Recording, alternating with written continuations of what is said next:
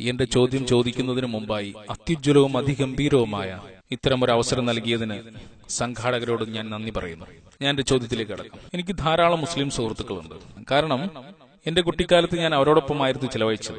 പക്ഷെ ഒരു ചോദ്യത്തിനുള്ള ഉത്തരം എനിക്ക് ഇതുവരെ മനസ്സിലായിട്ടില്ല. അത് അള്ളാഹു എന്ന പദത്തിന്റെ നിർവചനത്തെക്കുറിച്ചാണ്. കാരണം എന്റെ മനസ്സിലും അതേപോലെ എന്റെ മുസ്ലിം സുഹൃത്തുക്കൾ മുഖേന എനിക്ക് ലഭിച്ച വിവരങ്ങൾ അനുസരിച്ചും ഈ അള്ളാഹുവിനെ കുറിച്ചുള്ള സങ്കല്പം എന്നത് മറ്റു മതങ്ങളെ നിഷേധിക്കലും അവരുടെ സ്വന്തം വിശ്വാസത്തെ മാത്രം അങ്ങനെ തന്നെ സ്വീകരിക്കലുമാണ്. താങ്കൾ ഒരു മഹാപ്രതിഭയാണെന്ന് എനിക്കറിയാം. അതുകൊണ്ട് തന്നെ താങ്കളുടെ അറിവിൽ നിന്നും ഞാൻ അല്പം പ്രയോജനപ്പെടുത്തുവാൻ ആഗ്രഹിക്കുകയാണ്. സഹോദരൻ, നല്ലൊരു ചോദ്യമാണ് ചോദിച്ചിരിക്കുന്നത്. വളരെ പ്രാധാന്യമർഹിക്കുന്ന ഒരു ചോദ്യമാണത്. ദീർഘകാലമായി അദ്ദേഹത്തിന്റെ മനസ്സിൽ അവശേഷിക്കുന്ന ഒരു ചോദ്യമാണത്. ഇസ്ലാമിൽ അള്ളാഹുവിനെ കുറിച്ചുള്ള നിർവചനം എന്താണ്? നിർവചനം എന്നതിൽ നിരവധി കാര്യങ്ങൾ ഉൾപ്പെടുന്നു. ചില കാര്യങ്ങളെ നിഷേധിക്കുകയും മറ്റു മതങ്ങളുടെ നിർവചനങ്ങളോട് വൈരുദ്ധ്യം പുലർത്തുകയും ചെയ്യുന്നു. വാസ്തവത്തിൽ ഇസ്ലാമിൽ അള്ളാഹുവിന്റെ നിർവചനം, അള്ളാഹു അവൻ എന്താണെന്ന് പറയുന്നു, അവൻ എന്തല്ല എന്നും പറയുന്നു. ദൈവം ആരാണെന്നറിയുന്നത് പോലെ ദൈവം ആരല്ല എന്നറിയുന്നതും പ്രധാനമാണ്. അത് കാരണമായി ആരെങ്കിലും ഇന്ന ആളുകൾ ദൈവമാണെന്ന് തെറ്റായി വാദിച്ചാൽ അയാൾ വ്യാജ ദൈവമാണെന്നും അത് തെറ്റായ വാദമാണ് എന്നും മനസ്സിലാകും. ഖുർആനിലെ അധ്യായം 112 1 മുതൽ 4 വരെയുള്ള വചനങ്ങളിൽ പറയുന്നു, നബിയെ പറയുക, കാര്യം അള്ളാഹു ഏകനാണ് എന്നതാകുന്നു. അള്ളാഹു ഏവർക്കും ആശ്രയമായിട്ടുള്ളവനാകുന്നു. അവൻ ആർക്കും ജന്മം നൽകിയിട്ടില്ല, ആരുടെയും സന്തതിയായി ജനിച്ചിട്ടുമില്ല. അവന് തുല്യനായി ആരും ഇല്ലതാനും. ഇന്ന് അള്ളാഹുവിനെ കുറിച്ച് പരിശുദ്ധ ഖുർആനിൽ പറയപ്പെട്ട 4 വരികളിലായുള്ള നിർവചനമാണ്. ഇത് ദൈവശാസ്ത്രത്തിന്റെ ഉരക്കല്ലാണ്. ഒരു വ്യക്തി താൻ ദൈവമാണെന്ന് വാദിക്കുകയാണെങ്കിൽ അദ്ദേഹം ദൈവമാണോ അല്ലയോ എന്ന് പരിശോധിക്കാനുള്ള 4 വരികളിലായിട്ടുള്ള ലിറ്റ്മസ് പരീക്ഷണമാണ് ഈ അധ്യായം. ആ പരീക്ഷണം വിജയിച്ചാൽ ഞങ്ങൾ മുസ്ലിങ്ങൾക്ക് അദ്ദേഹത്തെ ദൈവമെന്ന് വിളിക്കുന്നതിന് ഒരു പ്രശ്നവുമില്ല. ഒന്നാമത്തേത്, പറയുക അള്ളാഹു ഏകനാണ് എന്നതാകുന്നു. അള്ളാഹു ഏവർക്കും ആശ്രയമായിട്ടുള്ളവനാകുന്നു. അവൻ ആർക്കും ജന്മം നൽകിയിട്ടില്ല, ആരുടെയും സന്തതിയായി ജനിച്ചിട്ടുമില്ല. അവന് തുല്യനായ ആരുമില്ലതാനും. ഞാൻ നിങ്ങൾക്കൊരു ഉദാഹരണം പറഞ്ഞുതരാം. ഭഗവാൻ രജനീഷ് ദൈവമാണെന്ന് പറയുന്ന ചില മനുഷ്യരുണ്ട്. മുമ്പൊരിക്കൽ ഒരു ചോദ്യോത്തര വേളയിൽ ഒരു ഹിന്ദു സഹോദരൻ എന്നോട് പറഞ്ഞു, ഞങ്ങൾ ഹിന്ദുക്കൾ അദ്ദേഹത്തെ ദൈവമായിട്ട് കാണുന്നില്ല എന്ന്. ഹിന്ദുക്കൾ എല്ലാവരും അദ്ദേഹത്തെ ദൈവമായിട്ട് കാണുന്നുവെന്ന് ഞാൻ പറഞ്ഞിട്ടില്ല. ഒരുപാട് മനുഷ്യന്മാർ ഭഗവാൻ രജനീഷ് ദൈവമാണെന്ന് വാദിക്കുന്നു. ഞങ്ങൾ വിപരീതാർത്ഥത്തിൽ വരുന്ന നിഷേധാർത്ഥത്തിലുള്ള വാക്കുകൾ എന്തുകൊണ്ട് ഉപയോഗിക്കുന്നു എന്ന് കൂടി പറയാം. പറയുക അള്ളാഹു ഏകനാണ് എന്നത് ഒരു അംഗീകാരമാണ്. അള്ളാഹു ഏവർക്കും ആശ്രയമായിട്ടുള്ളവനാണ് എന്നതും ഒരു അംഗീകാരമാണ്. അവൻ ആർക്കും ജന്മം നൽകിയിട്ടില്ല, ആരുടെയും സന്തതിയായി ജനിച്ചിട്ടുമില്ല. ഇത് നിഷേധാർത്ഥത്തിലുള്ള വാക്കുകളാണ്. എന്തുകൊണ്ട് ഞങ്ങൾ ഇത്തരത്തിലുള്ള വാക്കുകൾ ഉപയോഗിക്കുന്നു? എന്തുകൊണ്ട് ഞങ്ങൾ ദൈവത്തിനെ വിശദീകരിക്കാൻ ഇങ്ങനെയുള്ള വാക്കുകൾ ഉപയോഗിക്കുന്നു? നമുക്ക് ഭഗവാൻ രജനീഷിനെ പരീക്ഷണത്തിന് വിധേയമാക്കാം. ആദ്യത്തേത്, പറയുക കാര്യം അള്ളാഹു ഏകനാണ് എന്നതാകുന്നു. ഭഗവാൻ രജനീഷ് ഏകനായിരുന്നു. ദിവ്യത്വം അവകാശപ്പെട്ട ഏക മനുഷ്യനായിരുന്നു അദ്ദേഹം. ദിവ്യത്വം അവകാശപ്പെട്ട 100ഓളം പേരുണ്ട്. ഇന്ത്യ എന്ന ഈ രാജ്യത്ത് 1000ഓളം പേർ ദിവ്യത്വം അവകാശപ്പെടുന്നു. 1000ഓളം പേർ തങ്ങൾ ദൈവമാണെന്ന് പറയുന്നു. ദിവ്യത്വം അവകാശപ്പെട്ടിട്ടുള്ളത് അദ്ദേഹം മാത്രമായിരുന്നില്ല.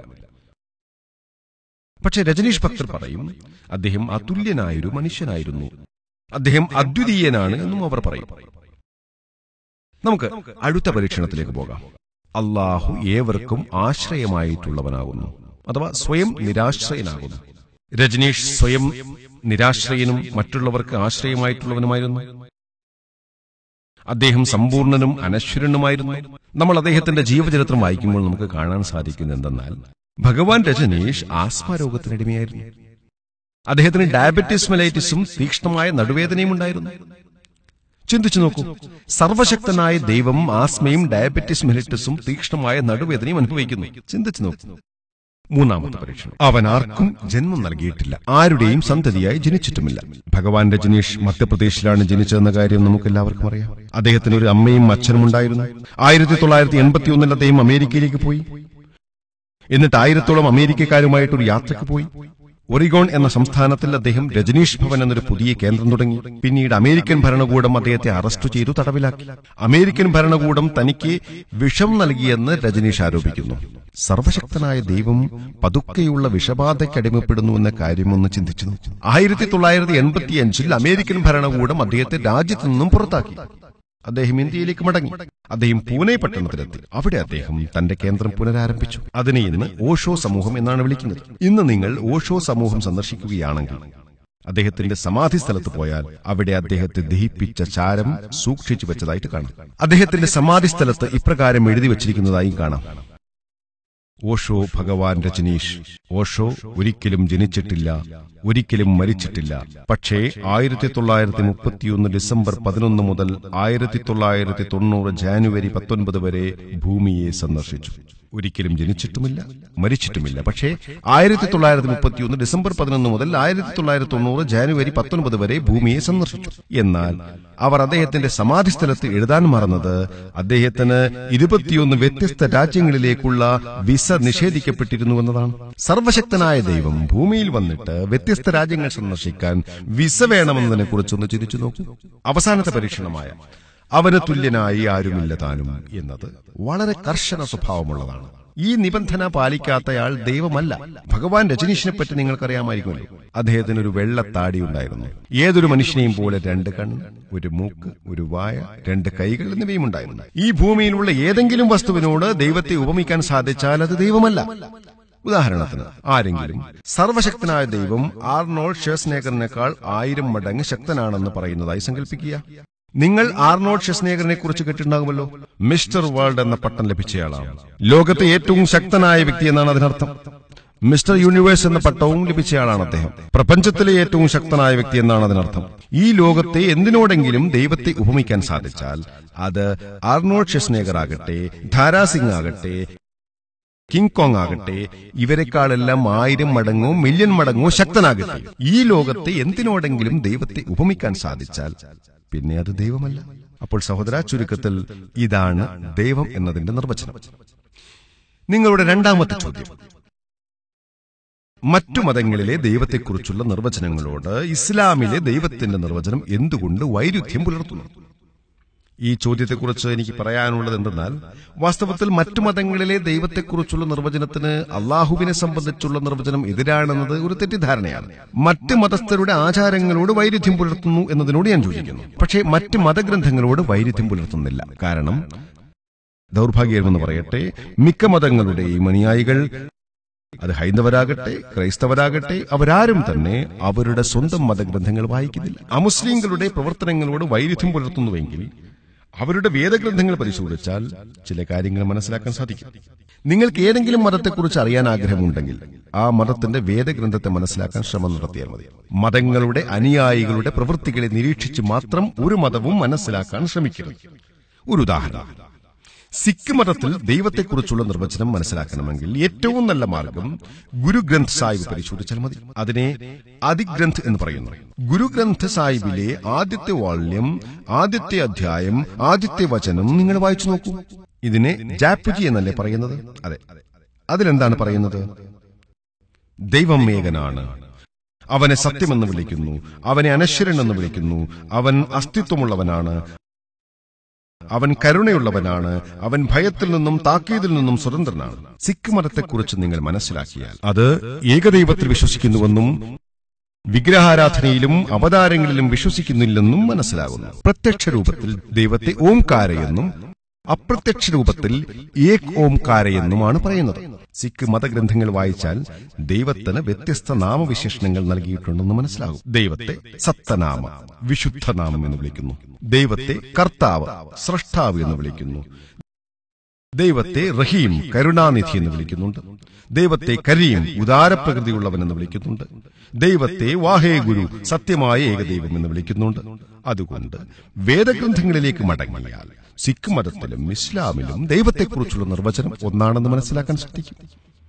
അതുപോലെ നിങ്ങൾ ഹിന്ദു മതത്തിലേക്ക് പോയാൽ ഹൈന്ദവ വേദഗ്രന്ഥങ്ങളിലും ഹൈന്ദവ ഉപനിഷത്തുകളിലും, ഉദാഹരണത്തിന് ഛന്ദോഗ്യോപനിഷത്ത് 6-ാം അധ്യായം 2-ാം ഘട്ടം 1-ാം വചനത്തിൽ ഇക്കം ഇവിദത്വം, ദൈവം ഒന്നേ ഉള്ളൂ, രണ്ടാമതൊന്നില്ല എന്ന് പറയുന്നു. ശ്വേതശ്വേതാരോപനിഷത്തിൽ 6-ാം അധ്യായം 9-ാം വചനത്തിൽ നാച്ഛസ്യ കസിജ്ജനിത ന ജതിഭാ, ദൈവത്തിന് മാതാപിതാക്കളില്ല, അവന് മുകളിൽ ആരുമില്ല, അവന് രക്ഷാധികാരികളുമില്ല എന്ന് പറയുന്നു.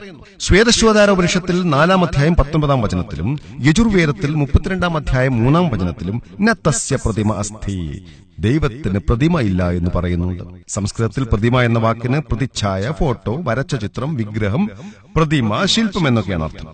അതുകൊണ്ട് ന തസ്യ പ്രതിമാസ്തി, ദൈവത്തിന് പ്രതിച്ഛായയില്ല, ഫോട്ടോ ഇല്ല, വിഗ്രഹമില്ല, പ്രതിമയില്ല, ശില്പമില്ല എന്നൊക്കെയാണ് അർത്ഥം. പക്ഷേ എന്നിട്ടും ഹൈന്ദവർ വിഗ്രഹാരാധന ചെയ്യുന്നതായി കാണാം. ആരെയാണ് കുറ്റപ്പെടുത്തേണ്ടത്? ഞാൻ വേദങ്ങളിൽ നിന്നുമാണ് ഉദ്ധരിക്കുന്നത്. ഹൈന്ദവ ഗ്രന്ഥങ്ങളിലെ സുപ്രധാന ഗ്രന്ഥങ്ങളാണ് വേദങ്ങൾ. എന്നിട്ടും ഹൈന്ദവർ വിഗ്രഹാരാധന ചെയ്യുന്നതായി കാണാം. എന്തുകൊണ്ടാണ് ഇങ്ങനെ?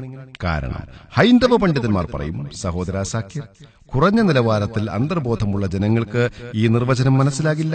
അതുകൊണ്ട് ഏകാഗ്രതയ്ക്ക് വേണ്ടി വിഗ്രഹാരാധന നടത്തുന്നു. അന്തർബോധത്തിന്റെ ഉയർന്ന നിലവാരത്തിലെത്തുമ്പോൾ വിഗ്രഹം ആവശ്യമില്ല. ഞാൻ ഈ ഹൈന്ദവ പണ്ഡിതന്മാരോട് പറയുന്നു, ഞങ്ങൾ മുസ്ലിങ്ങൾ ഏകാഗ്രതയുടെയും അന്തർബോധത്തിന്റെയും ഉയർന്ന തട്ടിലെത്തിക്കഴിഞ്ഞിരിക്കുന്നു. ഇത് ഹൈന്ദവതയുടെ അടിസ്ഥാന കാര്യമാണ്, വേദങ്ങളുടെ അടിസ്ഥാനമാണ്. ആര്യസമാജിനെ പോലെയുള്ള ചില ഹൈന്ദവ സംഘങ്ങൾ വിഗ്രഹാരാധന നിഷേധിക്കുന്നവരാണ്. അതുപോലെ ക്രൈസ്തവ മതത്തിലേക്ക് പോയാൽ ക്രൈസ്തവ വേദങ്ങൾ വായിച്ചു നോക്കിയാൽ അവയും വിഗ്രഹാരാധനയ്ക്കെതിരാണെന്ന് മനസ്സിലാക്കാൻ സാധിക്കും. എന്നിട്ടും കത്തോലിക്ക ക്രിസ്ത്യാനികൾ ദൈവത്തിന്റെ വിഗ്രഹം ഉണ്ടാക്കുന്നു. അവർ യേശു ദൈവമാണെന്ന് പറയുന്നു. ജൂഡായിസം പരിശോധിച്ചു നോക്കൂ. ക്രൈസ്തവ വേദഗ്രന്ഥങ്ങൾ പരിശോധിച്ചു നോക്കിയാൽ യേശുവിന്റെയും ഇസ്ലാമിന്റെയും അധ്യാപനങ്ങൾ ഒന്നാണെന്ന് മനസ്സിലാകും. പക്ഷേ യേശു ദിവ്യത്വം അവകാശപ്പെട്ടിരുന്നുവെന്നാണ് മിക്ക ക്രിസ്ത്യാനികളും അവകാശപ്പെട്ടിരുന്നത്. പക്ഷേ ബൈബിൾ വായിച്ചു നോക്കൂ. യേശു സ്വയം ഞാൻ ദൈവമാണ് എന്നോ എന്നെ ആരാധിക്കൂ എന്നോ പറയുന്ന സംശയരഹിതമായിട്ടുള്ള ഒരു ബൈബിൾ വചനം പോലും ഇല്ലെന്ന് മനസ്സിലാകും. ഏതെങ്കിലും ഒരു ക്രിസ്ത്യാനിക്ക് യേശു സ്വയം ഞാൻ ദൈവമാണ് എന്നോ എന്നെ ആരാധിക്കുന്നു എന്നോ പറയുന്ന സംശയരഹിതമായിട്ടുള്ള ഒരു ബൈബിൾ വചനമെങ്കിലും കാണിക്കാൻ സാധിച്ചാൽ ഞാൻ ഇന്ന് ക്രിസ്ത്യാനിയാകാൻ തയ്യാറാണ്. വാസ്തവത്തിൽ നിങ്ങൾ ബൈബിൾ വായിക്കുകയാണെങ്കിൽ യോഹന്നാൻ സുവിശേഷം 14:28 യേശു പറയുന്നു, പിതാവ് എന്നേക്കാൾ വലിയവനാണ്. യോഹന്നാൻ 10:29 യേശു പറയുന്നു, എന്റെ പിതാവ് എല്ലാവരേക്കാളും വലിയവനാണ്. മത്തായി 12:28 യേശു പറയുന്നു, ദൈവാത്മാവിനെ കൊണ്ടാണ് ഞാൻ പിശാചുക്കളെ ബഹിഷ്കരിക്കുന്നത്. ലൂക്കോസ് 11:20 യേശു പറയുന്നു, ദൈവകരം കൊണ്ടാണ് ഞാൻ പിശാചുക്കളെ പുറത്താക്കുന്നത്. യോഹന്നാൻ 5:30 യേശു പറയുന്നു, സ്വമേധയാ ഒന്നും ചെയ്യാൻ എനിക്ക് സാധിക്കുകയില്ല, ഞാൻ ശ്രവിക്കുന്നത് പോലെ ഞാൻ വിധിക്കുന്നു. എന്റെ വിധി നീതിപൂർവകമാണ്, കാരണം എന്റെ ഇഷ്ടമല്ല, എന്നെ അയച്ചവന്റെ ഇഷ്ടമാണ് ഞാൻ അന്വേഷിക്കുന്നത്. ആരെങ്കിലും തന്റെ ഇഷ്ടമല്ല ദൈവത്തിന്റെ ഇഷ്ടമാണ് താൻ നടപ്പാക്കുന്നത് എന്ന് പറഞ്ഞാൽ അയാളൊരു മുസ്ലിമാണ്. അതുകൊണ്ട് യേശു ക്രിസ്തു ഒരു മുസ്ലിമായിരുന്നു. അദ്ദേഹം ദിവ്യത്വം അവകാശപ്പെട്ടിട്ടില്ല. അപ്പോസ്തല പ്രവൃത്തികൾ 2:22 വ്യക്തമായി തന്നെ പറയുന്നുണ്ട്, ഇസ്രായേൽ ജനങ്ങളെ ഈ വാക്കുകൾ കേൾക്കുവിൻ. നിങ്ങൾക്കറിയാവുന്നതുപോലെ ദൈവം നസറായനായ യേശുവെന്ന മനുഷ്യനെ താൻ അവൻ വഴി നിങ്ങളുടെ ഇടയിൽ പ്രവർത്തിച്ച മഹത്തായ കാര്യങ്ങളെക്കൊണ്ടും തന്റെ അത്ഭുത കൃത്യങ്ങളും അടയാളങ്ങളും കൊണ്ടും നിങ്ങൾക്ക് സാക്ഷ്യപ്പെടുത്തി തന്നു. അതുകൊണ്ട് നിങ്ങൾ ബൈബിൾ വായിക്കുകയാണെങ്കിൽ ജൂദായിസത്തിലും ക്രൈസ്തവതയിലും ഏകദൈവ വിശ്വാസമാണ് പറയുന്നത് എന്ന് മനസ്സിലാക്കാൻ സാധിക്കും. പ്രതിച്ഛായയില്ലാത്ത ദൈവത്തെപ്പറ്റിയാണ് പറയുന്നത് എന്നും മനസ്സിലാക്കാൻ സാധിക്കും. നിയമാവർത്തന പുസ്തകം 5:7-8 വളരെ വ്യക്തമായി പറയുന്നു, ഞാനല്ലാതെ മറ്റൊരു ദൈവവും നിനക്കുണ്ടാകരുത്, നിനക്കായി ഒരു വിഗ്രഹവും ഉണ്ടാകരുത്. മുകളിൽ ആകാശത്തോ താഴെ ഭൂമിയിലോ ഭൂമിക്കടിയിലെ ജലത്തിലോ ഉള്ള ഒന്നിന്റെയും പ്രതിമ ഉണ്ടാക്കരുത്. നീ അവയെ കുമ്പിട്ട് ആരാധിക്കുകയോ സേവിക്കുകയോ ചെയ്യരുത്. എന്തെന്നാൽ നിന്റെ ദൈവവും കർത്താവുമായ ഞാൻ അസഹിഷ്ണുവായ ദൈവമാണ്. കൂടുതൽ വിവരങ്ങൾക്കായി എന്റെ മകന്റെ പ്രഭാഷണം കേൾക്കാവുന്നതാണ്. നാളെ വൈകിട്ട് എന്റെ മകൻ ലോകത്തിലെ പ്രധാന മതങ്ങളിൽ ദൈവത്തെക്കുറിച്ചുള്ള നിർവചനം എന്ന വിഷയം വിശദമായി ചർച്ച ചെയ്യുന്നുണ്ട്. അതേ വിഷയം ഞാനിപ്പോൾ ചുരുക്കി പറഞ്ഞതാണ്. അപ്പോൾ നിങ്ങൾക്ക് എല്ലാ മതത്തിലും പറയുന്നത് ഏകനായ ദൈവത്തിൽ വിശ്വസിക്കാനും ചിത്രങ്ങളും വിഗ്രഹങ്ങളും പാടില്ല എന്നും ദൈവത്തെയല്ലാതെ മറ്റാരെയും ആരാധിക്കരുതെന്നും മനസ്സിലാക്കാൻ സാധിക്കും. ഞാൻ ഉത്തരം പറഞ്ഞു എന്ന് വിശ്വസിക്കുന്നു.